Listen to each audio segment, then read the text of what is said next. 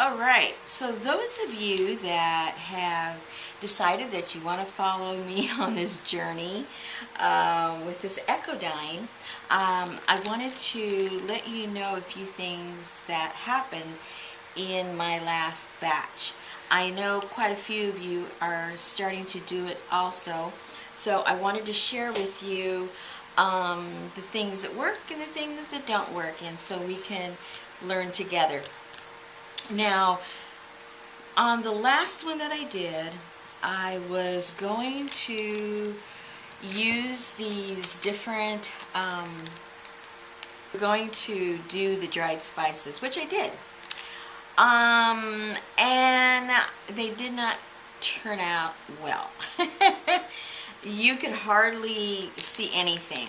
I didn't use them all. I did not do the seeds, which probably they're going to end up doing the best. I'm still going to try them. I think that the mustard seeds will probably do some pretty spectacular stuff. And the allspice, I'm not sure what it will do, but when I do it, I will let you know what happened. I did do the rest of these, and like I say, they did not come out well at all.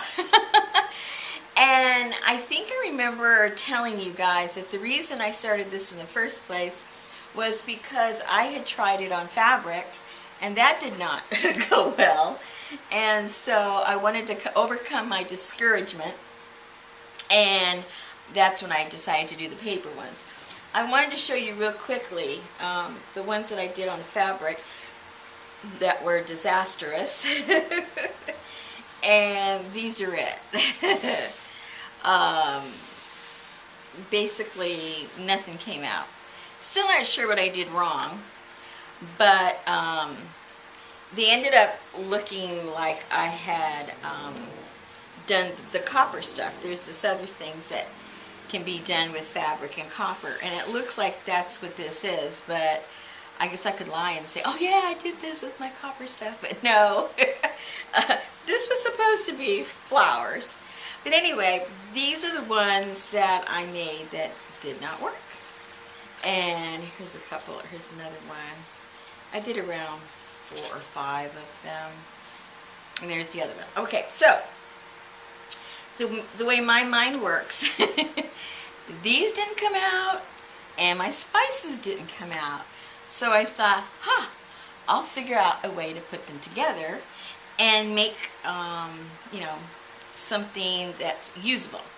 So what I decided I was going to do was, as I mentioned before, I wanted to chronicle and have like a little journal of what I do, what works, what doesn't work, what I've tried, what I want to try. And I really didn't have anything like that. With all the crazy journals I have, I didn't have anything that, you know, I wanted to work with that in particular. So I said, aha, let's get the fabrics that didn't work and the papers that didn't work and make the journal out of that. So that's what I did. So this is my Echo Printing Recipe Journal. So all I did was I just got 2 pieces of cardboard, you know, for the front and the back. I got my fabrics that didn't work, and I glued them onto the front. And these particular pieces that I had already had stitching around the corners. That's the way they came. And so I ripped off all of the edges, and that's what I made the ties with. And so back here I just put a little loop to run that through, and then a loop here and a loop here, and ran these through. And then just got some other scraps of this and did some printing on there. I thought it'd be, you know, a little irony. Printing on the prints that didn't work. And then on the inside what I did, well, first of all, this is the print that I did on the, what was this now? This was that white thin paper bag, like the lunch bag type. So that's what this is from. Now the rest of the pages that are in here are the ones that did not work with the spices, and I will show those to you one by one. Now this is the one that I used the sage on. Did it do something? Well, it did something, but it, you know, nothing to write home about. So you really can't see anything. It's just a lot of discoloration. But just so for reference of what I did and what went wrong, I just stamped on the different pages, you know, what it was I was attempting to do. This was the sage. And this is the wormwood. Didn't do anything either. Just, you know, nothing. Let's be honest here. Now, the cat's claw. Now, if you recall, hold on, let me get that. Now, that one did do something. And if you recall, it was like this bark. So what I did is I shredded the bark and I just laid it on there. And that's kind of cool. I kind of like that. So I would call that sort of like a mini success. So that's the cat's claw. This is the chamomile. Now, it was those, you know, it was, did I have any left? Did I use them all? Oh no, plenty here. These were the little, all the little heads. And all they basically did was just make these little round dots. And that's pretty much all that happened with those, which I was kind of discouraged because I thought, I thought for sure maybe all kinds of colors, but oh well, it wasn't. And then the senna, the little leaves, didn't do anything either. There's one. There's one that you can see. The rest, it's a bust. And lemongrass, not much to speak of either. You can see a little bit of the, almost looks like a ghost print or a shadow or something. And that's pretty much it. And in the back, also the white lunch bag I put there, and in the back. So I show you this so that don't look at the failings, don't look at them as a failure or a discouragement. Just let your creativity find a different way of using the things that don't always turn out the way you expected or you hoped for them to to happen.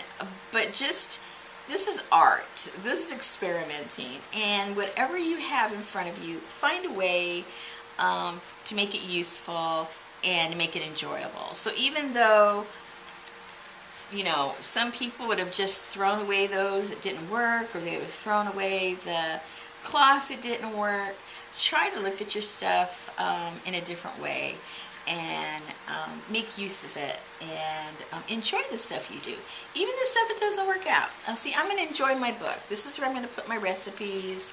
You know, when I make new stuff, my batches, I have a few things written down just on a pad of paper. I'm going to bring those over here, and then this will now be my go-to book every time I decide to do something, either with the fabric, echo printing, which I'm not going to do that anytime soon, but I might get into back into it once I feel comfortable with the papers. So that's one thing I did. Okay, another thing was, I know some of you that have done the printing, they've been maybe some of the leaves you used, they weren't as dark as you'd want, or didn't have as much contrast.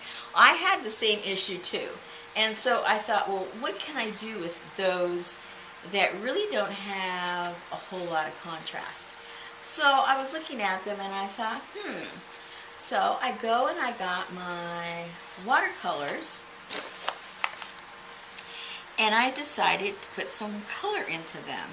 And this is what I did with this one. There wasn't all that much color, and the only colors I really brought in was the blue-green that I put on the outside. And then this was already a faded yellow, and I just enhanced it a little bit. And it just really brought it to life. Let me find one that, here's an example of how it's just kind of ho-hum, but that just makes it kind of happy. So I just kind of highlighted a little bit more of the yellow, and and I think, you know, that'd be kind of fun to do. And all I used was really, I don't know where they are right now, just the real super cheap watercolor, the ones that Crayola makes. It's only a couple of bucks. So don't go out if you don't have watercolors, paints. Don't go out and go get them.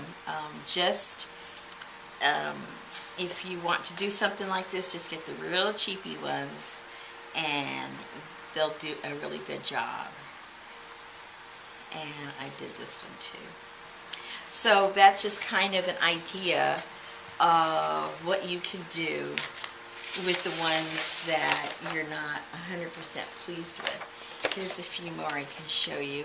I'm going to come back, I think, and do maybe some shadows to give it a little more dimension. Not sure what or pencil, or I'm not sure what I'm going to do. But this is a really good start for something else that you can do with these. So don't, those of you that have already tried this, do not get discouraged if you don't have the colors or the contrast that you're looking for.